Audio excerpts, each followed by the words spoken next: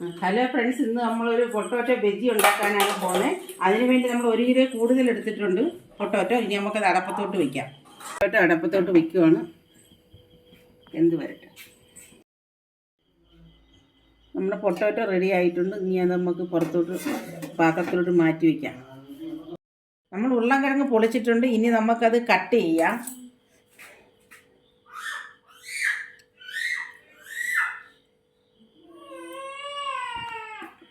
Cut ചെയ്തിട്ട് നമ്മൾ 1 spoon മുളക് പൊടി, ഇച്ചിരി ഉപ്പുമാണ് എടുത്തേക്കുന്നത്. അത് നമുക്കൊന്ന് ചാലിക്കാം.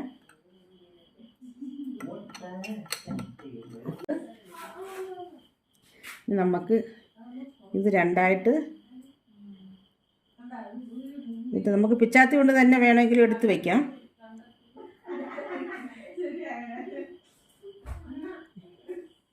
നമുക്ക് ഓരോന്നോരോന്ന് അങ്ങനെ ചെയ്യാം.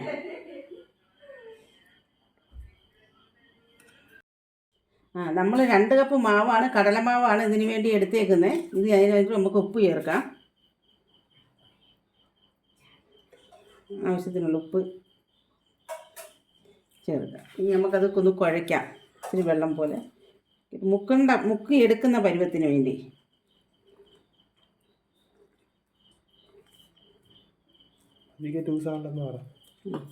ഇച്ചിരി കുറുവിയിരിക്കണം. നമുക്ക് മുക്കുമ്പോൾ അതിന് വെള്ളം പോലെ ആവരുത്.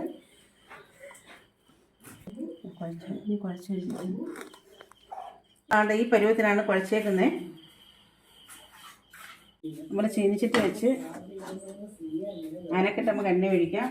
പൊട്ടോറ്റോയ്ക്കകത്ത് മൊത്തം കംപ്ലീറ്റ് നമ്മൾ അതിനകത്ത് ഇച്ചിരി കീറിയിട്ട് നമ്മൾ മുളക് പൊടി ഉപ്പും കൂടെ കലക്കി നമ്മൾ ചേർത്തിട്ടുണ്ട്. മൊത്തത്തിൽ നമ്മൾ ചെയ്തേക്കുവാണ്. ഇനി നമുക്കിത് മാവി മുക്കി നമുക്ക് ഫ്രൈ ചെയ്യാം. ഇനി എണ്ണ ഒഴിക്കുവാണ്.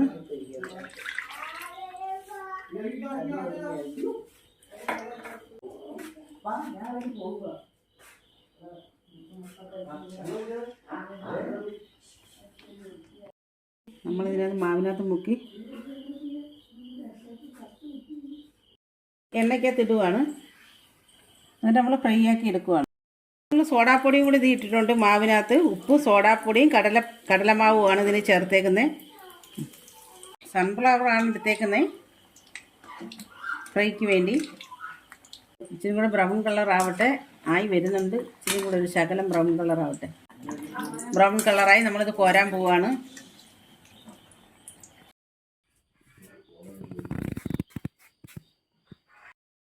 നമ്മുടെ വെജി റെഡി ആയിട്ടുണ്ട്. നമ്മൾ എല്ലാം നല്ല സെറ്റായി വന്നിട്ടുണ്ട്. നമ്മൾ ഒരെണ്ണം നമുക്ക് ഒന്ന് ഇളക്കി കാണിക്കാം. ഉണ്ടോ? അതേപോലെ അതിന് കഴിക്കാൻ നമ്മൾ ചട്നിയും റെഡിയാക്കിയിട്ടുണ്ട്. ചട്നി ഇതുകൂടെ കഴിക്കാനായിട്ട് റെഡിയാക്കിയിട്ടുണ്ട്. നിങ്ങൾക്ക് ഇഷ്ടപ്പെട്ടെങ്കിൽ നിങ്ങൾ ട്രൈ ചെയ്യുക. അതുകൊണ്ട് തന്നെ നമുക്കിപ്പോൾ ഒരു ഗസ്റ്റ് വരുന്നെങ്കിൽ തന്നെ നമുക്ക് പെട്ടെന്ന് ഇത് ഉണ്ടാക്കാം. നമുക്ക് ഉണ്ടാക്കി അവർക്ക് കൊടുക്കുകയും ചെയ്യാം. അതുകൊണ്ട് നിങ്ങൾക്ക് ഇഷ്ടപ്പെട്ടെങ്കിൽ ട്രൈ ചെയ്യുക, ലൈക്ക് ചെയ്യുക, സബ്സ്ക്രൈബ് ചെയ്യുക.